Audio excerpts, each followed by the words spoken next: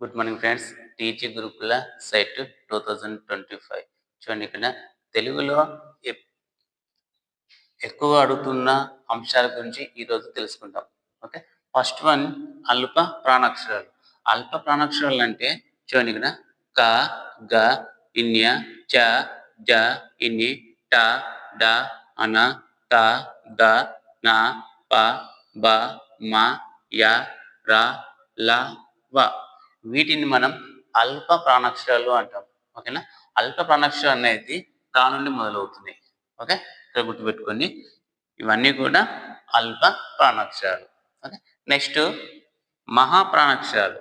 మహాప్రాణాక్షరాలు అనేది ఒత్తు కా నుండి మొదలవుతున్నాయి. ఓకేనా, వీటన్నిటిని కూడా మనము మహాప్రాణాక్షరాలు అంటాం. వీటన్నిటిని కూడా మనం మహాప్రాణాక్షరాలు. ఓకే, ఒత్తు క, గ, చ, జ, ట, డ, థ, ధ, థ, బ, షే, ష, స, హ.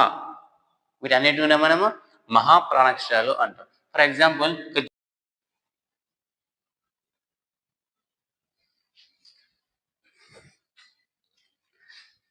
ఒక ఎగ్జాంపుల్ చూడండి. క, క, గ, గ, జ, జ, బ, బ. వీటిలో ఏవి అల్ప ప్రాణాక్షరాలు అవుతాయి, ఏవి మహాప్రాణాక్షరాలు గుర్తించండి. చూడండి, ఇక్కడ ఇది ఖ అనేది ఏమోది అల్ప ప్రాణాక్షరం. గ, జ, బ ఇవన్నీ కూడా అల్ప ప్రాణాక్షరాలు అవుతాయి. ఖ, ఘ, జ, బ ఇవి మహా ప్రాణాక్షరాలు అవుతాయి. Okay, next ద్విత్వాక్షరాలు. ద్విత్వాక్షరం అంటే ఒక అక్షరానికి అదే అక్షరం ఒత్తు వచ్చే అక్షరాలను మనం ద్విత్వాక్షరాలుగా తీసుకుంటాం. ఓకేనా, ఏదైనా సరే ఒక అక్షరానికి అదే అక్షరం ఒక ఒత్తు వస్తే ఆ పదాన్ని, ఆ అక్షరాన్ని మనం ఏమంటాం, ద్విత్వాక్షరం అంటాం. ఓకేనా, ఫర్ ఎగ్జాంపుల్ చూడండి, క, కాకు కా ఒత్తే వచ్చింది, క, గాకు గా ఒత్తు వచ్చింది, గ, చాకు చవొత్తే, జాకు జవొత్తు, టాకు టవొత్తు. ఇట్లా ఒక అక్షరానికి అదే అక్షరం ఒత్తు వస్తే ఆ అక్షరాన్ని మనం ద్విత్వాక్షరం అంటాం. ఓకే, అర్థమైంది. ఓకే, నెక్స్ట్ చూడండి, సంయుక్త అక్షరాలు. సంయుక్త అక్షరం అంటే ఒక అక్షరానికి వేరే అక్షరం యొక్క ఒత్తు వచ్చినప్పుడు ఆ అక్షరాన్ని మనం సంయుక్త అక్షరం అంటాం. ఫర్ ఎగ్జాంపుల్ చూడండి, కాకు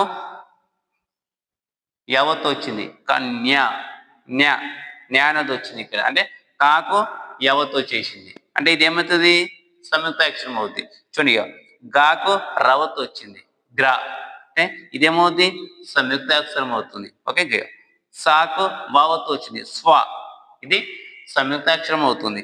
రాకు గవత్ వచ్చింది, ఇది సంయుక్తాక్షరం అవుతుంది.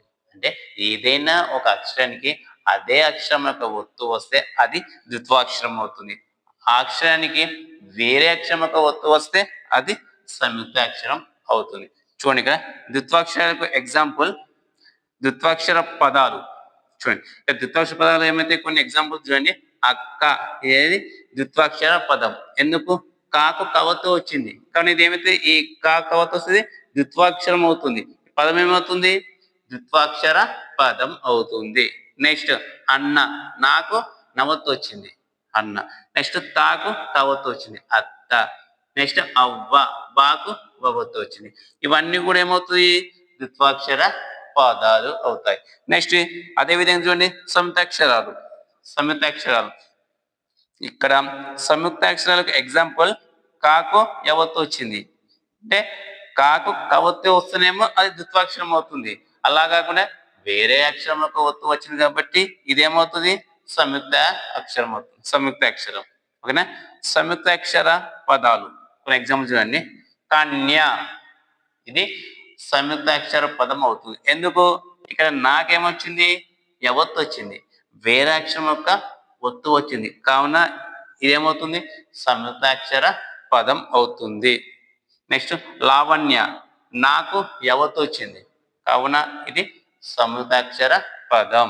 నెక్స్ట్ స్వాగతం, సాకు వవత్తు వచ్చింది, అంటే సాకు వవత్తు వచ్చింది కాబట్టి ఈ స్వ అనేది ఏమవుతుంది, సంయుక్తాక్షరం అవుతుంది. ఈ మొత్తం టోటల్ ఏమవుతుంది, సంయుక్తాక్షర పదం అవుతుంది.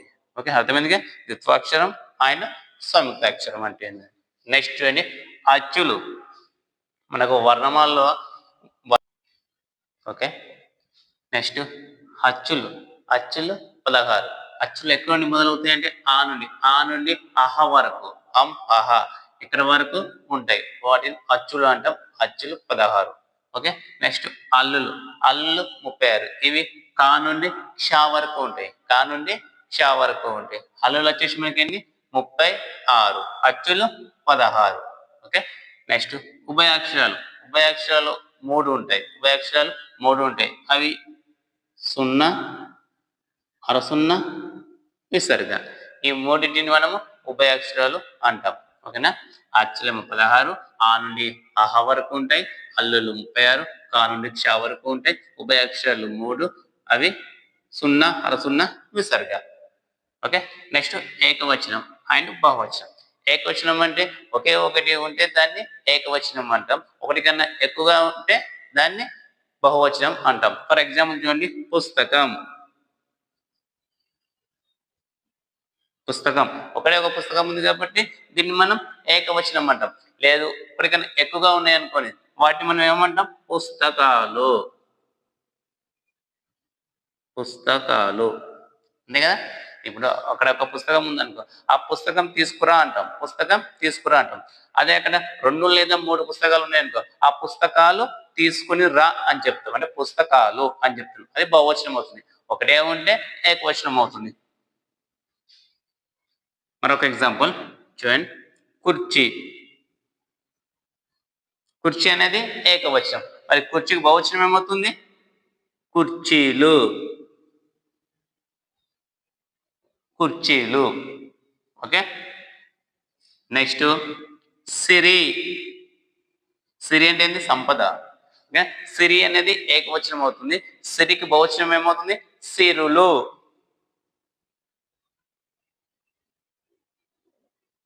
సిరులు. ఈ విధంగా. Okay, right.